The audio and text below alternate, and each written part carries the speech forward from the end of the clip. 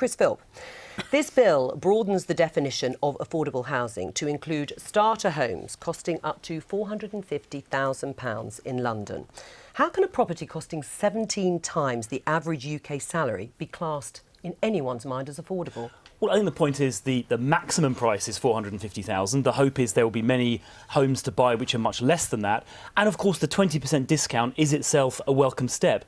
But I would also say that with government schemes like Help to Buy, young first-time buyers can now borrow up to 95% of that home's value. Is that responsible after the crash? Well, I think it is, because it helps people onto the housing ladder. It helps them realise their dream. And at 95%, the deposit is only £22,000. So I think these are affordable, and I think helping people get on the housing ladder is a really vital step, and I'm glad the government is doing it. Right, you say up to £450,000. You hope it'll be lower. How much lower? What would you say is affordable in terms of a starter home?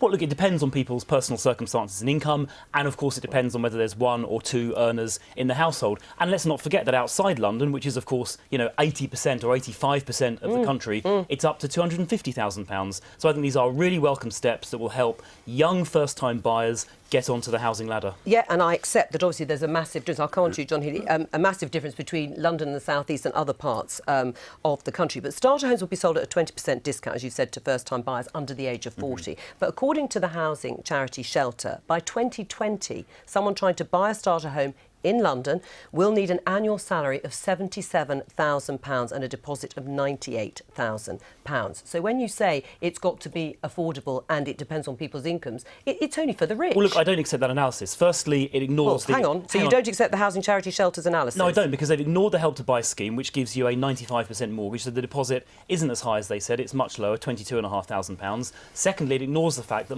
many people looking to be first-time buyers are couples. So you look at the household income, not the individual income. And thirdly, it ignores the fact that the 450,000 is the maximum. I would expect many developers, particularly housing associations, who are increasingly building homes to rent, will have units in London at far less than 450,000. This is a positive step. It will help some people, even if it does seem, on the face of it, very expensive for a lot of people. We back the principle of starter homes, but we want them to work for ordinary people on ordinary incomes and work much better, which is why we table an amendments that would make them more affordable for more people who are on modest incomes. Right, how do you do that? Because, I mean, there's still a massive gap between what you would call then affordable homes and what Chris is talking about. First, you set what's affordable at a sensible limit. Which is where? Secondly, and this was our argument, if the taxpayer is putting public money into these discounts, that should stay in the house so it can be recycled to help future first-time buyers in the future and keep the prices down. Now, Chris Philp, let me help him on the figures. I mean, Croydon, your average starter home will be 300 grand, nearly 300 grand. You'll need an income of 64 grand. And you've still got to have that income, even if you get help with the deposit. So where in your mind, John Healy, is that affordable level? The point about the starter homes, taken in their own terms, is that they will be a huge letdown for many young people in ordinary families that want to be able to buy their first home and will be thwarted by the terms of this scheme. Right, but you're not saying they'll not do anything. I mean, the problem with the sort of analysis you're putting forward is that actually people will think, well, is Labour not going to do anything to help people on starter homes? This is quite a big discount at 20%. It is going to help a group of people, and London isn't the only place we're talking about. If this was a scheme that worked better along the lines that we've been proposing, and I hope the Lords will take a look at, alongside an increase in the affordable homes to rent and buy that are in place at the moment, but will get choked off by the provisions of this bill, then we'd be looking at a sensible housing policy which starts to meet the need for new homes of all types all across the country. And that won't happen as a result of the bill that we're discussing this afternoon in the Commons. Housing has long been a massive problem for governments over the decades. We're now getting to the point where it looks as if finally the parties have signed up to the fact something's got to be done. Do you think these policies are actually going to make an enormous amount of difference to people who literally will not be able to afford to buy their own home? And is it desirable for them to? Well, something has to be done. I think this is something that should not be done. I think this is the wrong policy. It seems to me that this bill is very much driven by ideology, the ideology that says home ownership good, renting council ownership bad. Now, I agree, home ownership is good, it has many advantages. Those who can afford to buy their own homes should be allowed to do so and encouraged to do so. I'm all in favour of that. But the bottom line is that the reason we have social housing or council housing is that there are, unfortunately, many people, and there are always going to be many people, who just can't afford to get onto that housing ladder. And what worries me about this bill is that it's all about home ownership. It's not about a comprehensive housing strategy for everybody, including those who can and can't afford to buy. Right. And the bill will be... Hang on. Before you come in, I mean, just to be clear, this bill will be the death knell of that genuinely affordable housing to rent and to buy. And the independent experts say that over the next 5 years, we're set to lose 180,000. Right, and it started under Labour, of course. There were far fewer council homes during the Labour years too. Directly as a result of the bill before Parliament at the moment. You've been wise after the event, but isn't it true that there will be far fewer council homes and social housing available? Well, no, I don't accept that. Well, under 5 years of Conservative government, we built more council homes in the previous 13 years of Labour government. So John Healey is not the person to be criticising the Conservatives on that. Is that the case, but John Healey? It is the case. Yes, it's the case. On Melanie Phillips' point, hang on, let me answer Melanie Phillips. Let him answer that and I'll come back to you, Chris.